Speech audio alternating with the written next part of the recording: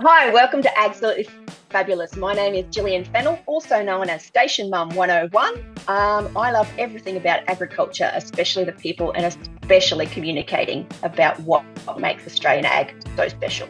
And I'm Katja Williams, a beef, cattle and cropping farmer, and I love all things ag, and I'm also known as the ultimate farm wife. Together, we are absolutely fabulous, and we are talking all things agriculture beyond the headlines. And we can't wait to give our opinion to you, and we hope you enjoy it. So let's get into today's episode. Welcome back to another episode of Absolutely Fabulous. You're here in the studio with Gillian and I. We are so glad you could join us. Gillian, what's been happening on station? Oh, what's been happening? Do you know how hard it is to try and get people a visa so they can stay in Australia? It's doing my head in. We've got a really nice young couple here and they want to emigrate to Australia, and then finding people who want to live and work out here is like hen's teeth. It is a fucking nightmare. It needs to be made easy. If you want to move to a remote location of Australia and you've got Australian citizens willing to sponsor and accommodate you, they should just give you whatever you want. That's my opinion. That's my policy position. I'll be taking that forward to the government because it's just crazy. It's so much paperwork and it's so complicated, and we don't have access to a immigration lawyer because they live in Adelaide and cost a lot of money. It's just really hard. A lot of dairy farmers work with a lot of those visas. So if you know a dairy farmer, maybe give them a call. But also anyone in the abattoirs or in, I'm sure there's another industry which deals with that a lot apart from mining. But I reckon if you know a local dairy farmer, because they would do a lot of visa. So if you're listening to this and you have experience with sponsoring employees to live in Australia and work in agriculture, send me a message and tell me all your tips and tricks. I'd really appreciate that right about now. Yeah. So on this week on farm, I haven't been really up to much. I've been keeping my head down because we've had such an incredibly busy month between the Cattle Australia Open Day, the on-property bull sale, all the school runs, everything else. It's been massive. So I've been keeping my head down, but getting closer to actually being able to announce the book release. So my first Australian fiction romance book will be out before Christmas, and I have a few dates that we will be getting very close to announcing very soon. So I've been working with the publishing company on that and a little event to launch it. So looking forward to being able to tell you more about that in the future. But we've been talking about cover designs, we've been talking about some illustrations, and just my author Tile has gone out announcing me as one of the new authors for the publishing company, and they wrote such a really lovely blurb with it, and I made me feel very warm and proud of what I've been able to put together. You'd like to think a publishing company could write a decent blurb, though. That's literally their job. So do I get a limited edition signed copy, Katja, when the book gets released, or what? Do I have to wait like everybody else? I think if you would very much like a signed copy and a limited edition, that you need to make sure that you're on my wait list. Your name is on the list and you're there for pre-order, and I will sign a copy. And if there's something you want me to put in it specifically, Gillian, I'll write that and send it to you. You're not going to get a typical plain run-of-the-mill dedication signature. I will actually make something very unique and customized to you. We need to make it so that your arm wears out signing the books. We need to make sure that you get good sales. So make sure everybody jumps onto that wait list, because this is how Secret Squirrel she's been. I haven't seen a manuscript or anything.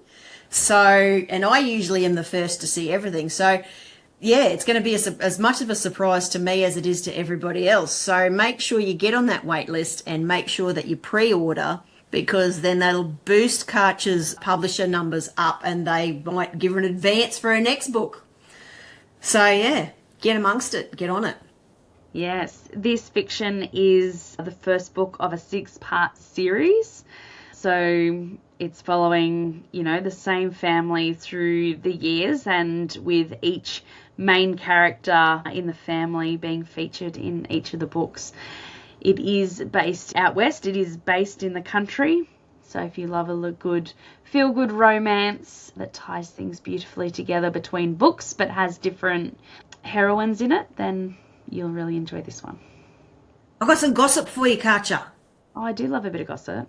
So you know how we used to watch Farmer What's a Wife and then we stopped watching it in protest because it was just stupid. Because we wanted them to show more about the farms and agriculture. We had visitors here the other day, and one of their neighbours' parents is on the current episode, on the current series of Farmer Wants a Wife. Not himself, because he actually is an electrician and lives in Adelaide and does not even live on the farm. And so obviously these people who are my friends were like, they were watching it because they were like, oh, they're filming and it's going to be really cool. And then when they got to the farm, they're like, that's not what that farm looks like. That's a vineyard. That's not an apple orchard. What is going on? They didn't even farm at his parents' farm. They went and leased out another farm 30 k's down the road and filmed there. It's just compounding. It's just so frustrating. Do you think they do it for the scandals after post-production? I think they do it because the people who watch it have literally no idea. And that worries me because, oh, look, he's at an apple orchard. Actually, they're fucking grapevines, but people don't know the difference. And so no one ever says anything. It's a concern that, again, it's that falsifying the image of our industry and the people we are and those sorts of things. And I appreciate how hard it must be to get talent to go on these shows, because generally there's a really good reason a lot of these blokes get to this certain age and still aren't married. They're pretty much unmarriable. Otherwise they would have been snapped up by now. Yes, there's some differing circumstances, but as a general rule of thumb, there's a reason they're not partnered up by now. They're so concerned about window dressing everything and making it look all romantic and beautiful and perfect, but real life's not like that. And I think that sort of feeds into this misconception about farmers and how we live and what we do and how much money we all have, because everything that they see on TV is set dressed and is perfect and is, no struggle to be seen, when it's not like that. And that really worries me. But yeah, so that was my gossip. Not really surprising when you think about the nature of the show and all that sort of stuff. But yeah, that was another inside bit of information for Farmer Wants a Wife. I think it's been a really interesting progression, because when it first started, it was a column in a magazine and you could literally apply to date and meet farmers. And then it turned into a TV show, and they have had a lot of genuine farmers on it over the years. And we've met many of them through Harvester Power and through other agricultural events. And a lot of them are really lovely. Agriculture itself can be quite romantic, and farmers can do a great job when they have time of being romantic, and things that we do generally in everyday life, a lot of other people see the romantic side of what is general life for us. And I like that aspect. I don't see why they have to bring non-farmers into it. I think they need to just go with what is actually here, what is actually happening, and they don't need to bring non-farmers in. Okay, if you might be aiming for 5 farmers and trying to hook them up with 5 women, but if you only get a season where there's 3 farmers, I think it's use the 3 farmers, use the 3 genuine blokes who are there, who are farming for that purpose. Otherwise, do a spin-off, do a different dating show. There's so much of the industry that can also be shown on these shows to help close the urban and rural divide and to help with the miscommunications. Like, it is a perfect platform to talk about dairy cows and the different types of milk are through processing, not from the cow. To talk about produce and the whole production system and how you grow the food to how you get it into the supermarkets to people. Like, it's the perfect platform for education that's not being used as such. Whether people would still watch it as much if it had less drama and more education. But it'd be really interesting to see if there's another program that another channel picks up, or a Netflix series which actually goes and maybe marries the two. It would be interesting, and it depends. Like, I don't know what the appetite is in the market for that. Like, Farmer Wants a Wife always appears to do really well in the ratings, and it seems to be really well received by the viewing public. It looks like there is a demand for it, but is it the demand for the drama, and it's just set in a different place? Because people like to watch Married at First Sight and that sort of trash as well. So it's an interesting thing. But yeah, so that's my gossip, and that turned into a very, very serious discussion. That did turn into a very serious conversation because we're actually here to do an introduction for a Landcare episode. So I sat down with Cassie, who is one of the Landcare coordinators from Coonamble, because they have just run a horse course, so a horsemanship clinic with Texas Star Performance horses, and they brought an exclusive group together to work on these skills. And as a non-horsey person, I had lots of questions for Cassie, and I found this topic really interesting, that Landcare, you know, when you think of Landcare, you think of trees and environment and pastures. And so it was great to be able to come together with the concept of, oh my gosh, we're doing animal husbandry and we're doing the horse course as well. It's interesting. Horses, as we've talked about before, because we've had a big chat on this show before about the brumbies and the amount of damage they can do and where they belong and don't belong. Horses do an incredible amount of damage if they're not managed properly. And you see this in the peri-urban sort of tree change type areas, that people think, oh, I've got this acreage, now I'm going to get a horse, and then proceed to completely destroy their pasture and also make their horse incredibly unwell. And it's not through malice, it's just through a lack of knowledge. And again, like, a lot of people assume that they assume, how hard can it be to look after a horse? Horses are giant ticking time bombs for something to go incredibly wrong that is going to cost you an awful lot of money. Looking after a horse can be quite complex, especially if you've never done it before. So don't get your horse advice from TikTok or Instagram or Facebook chat groups. Don't get horse advice from there, which makes me really pleased that Landcare has stepped in and is giving this advice to horse owners who may or may not have much experience, and to sort of set them on the right path and at least show them where they can go to get that expert advice, expert trusted advice. Yeah, absolutely. And we dive into all of that and more with Cassie. So with that, let's jump into today's episode. Welcome back to another episode of Absolutely Fabulous. I have Cassie here in the studio with me today, and we are talking about horsemanship and Landcare. Cassie, can you please introduce yourself, your role in Landcare, and the horse course? Hi Katja, thank you for having me. I'm Cassie Andrews. I live out here at Coonamble, and I work part-time for Landcare as a local Landcare coordinator. I love my job. I genuinely really enjoy everything about Landcare and how we're, integrating into the community, and really hoping to get as many people involved in our local Landcare program as possible. Part of that was putting together our horsemanship clinic that we did in May. And the reason for that was, I don't know whether you know much about Coonamble, but it's an old horsey cowboy town, and there's a lot of people around the place that still have horses for both work and leisure and sport. And I had a few people come to me and suggest a horsemanship clinic. So I spoke to some reputable and really genuine great people from Texas Star Horsemanship in Performance Horses in Tamworth, Neil Faint and Amanda Nicholson, and together we put together a pretty good day for everybody.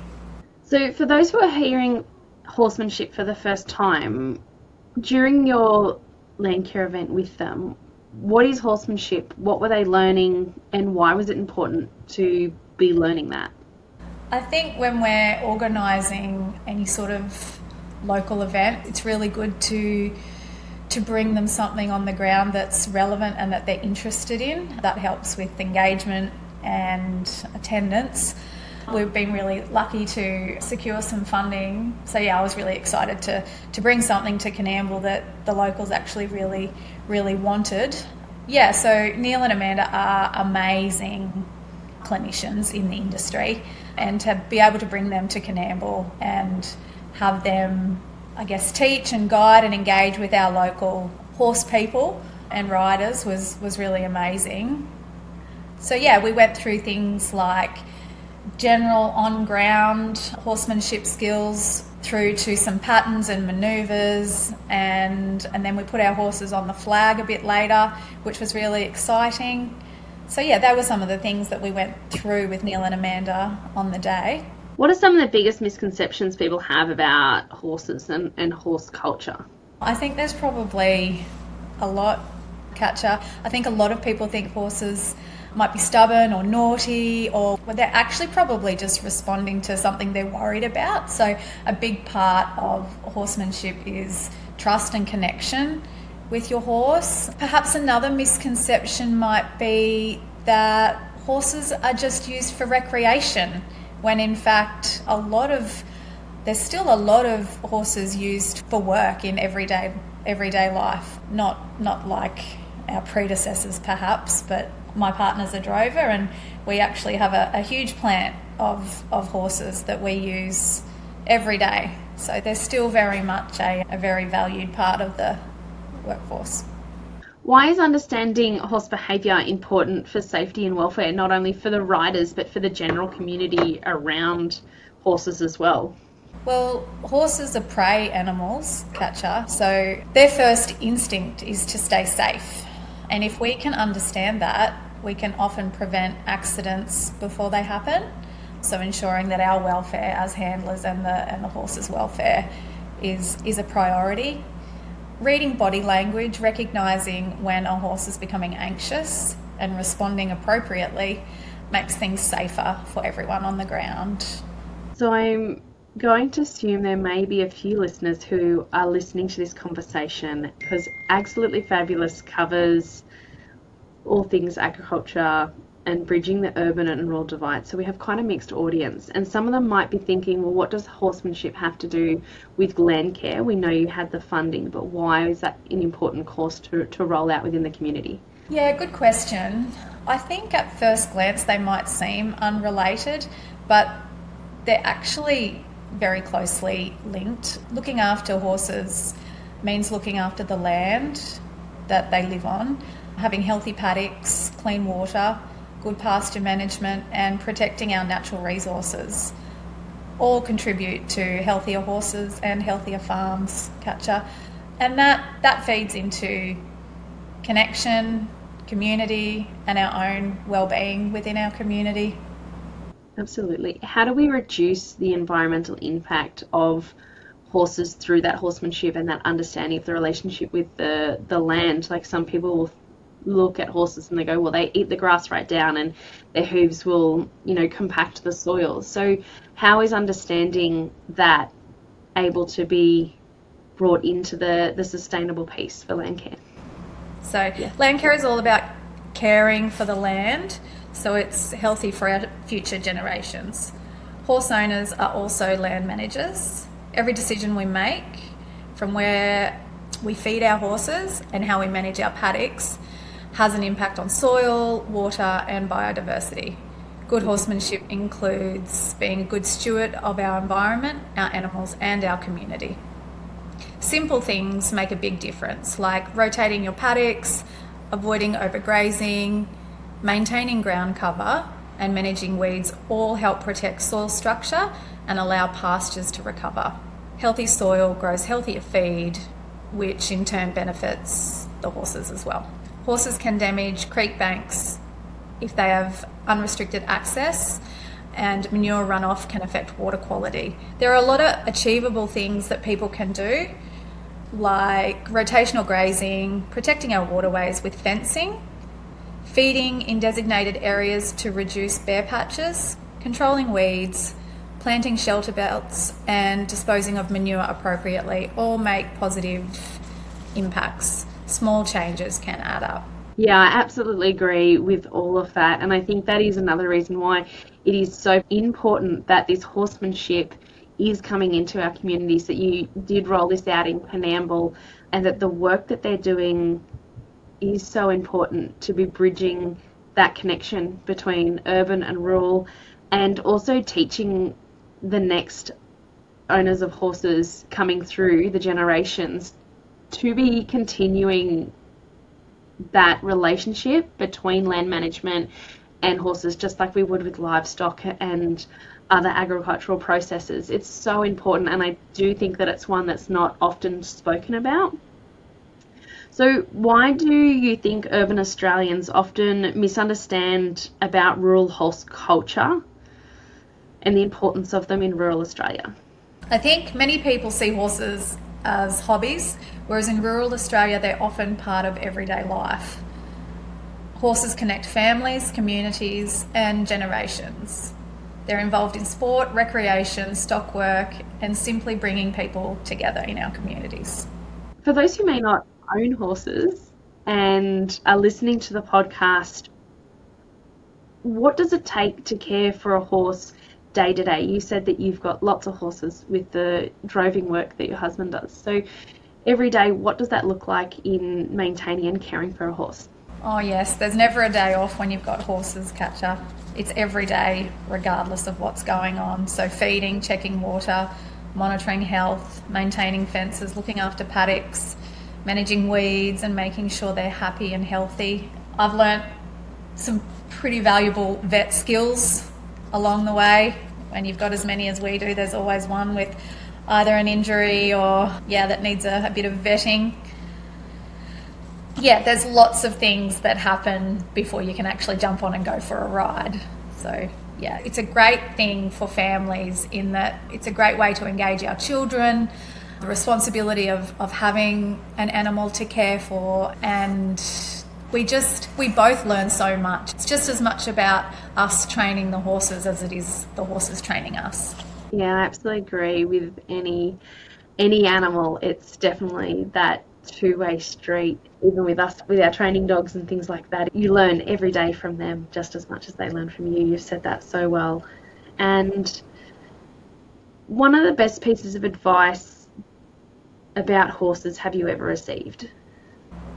Just to be patient, I think. Patient, consistent and disciplined, I think, are probably the three big things for me. Don't rush it. What do you think one of the most underrated horse skills is? Again, I'd probably have to say patience. Yeah. Building trust. It takes time and persistence. Putting the Landcare hat back on, how do people get involved in Landcare, and how do they stay up to date with what events are happening in their local area nationally? We try and promote as much as we can on social media. For the young guys, like we've got a cart buster coming up in September. We're trying to come up with events that are inclusive to a wide variety, and basically so that everybody can participate, being family friendly. So we ran a cart buster a couple of years ago, and it was just a wonderful family day out where grandparents could come with their grandkids. They could, fish on the river, have a day out in nature. And it was just a really, really beautiful way of bringing everybody from the community together, regardless of your background or interest, really. So we've got a cart buster coming up in a few months that we're in the process of putting together. Eco Day for our junior land carers will also be happening towards the start of next year, but we're looking to also bring that to Coonamble in the future, so hopefully we can do that. Yeah, just keep an eye out on social media, the local page. We've got some cool stuff coming up. So yeah, keep an eye out. Would love you guys to come along and join the Landcare group. Absolutely. And as always, guys, the links for Landcare is down in the description box below. There is their website and the event calendar and all the places that Cassie also mentioned. So thank you so much for joining us for this chat with Landcare, and we look forward to seeing you in the next one. Thanks, Katja. Thanks for having me. Thank you for joining us on Absolutely Fabulous. If you've been listening along and enjoying all this content, which I assume you have, you've gotten this far, then you might also like Patch's other podcast. It's the Ultimate Farm Wife podcast. And I'm going to play the intro for you right now.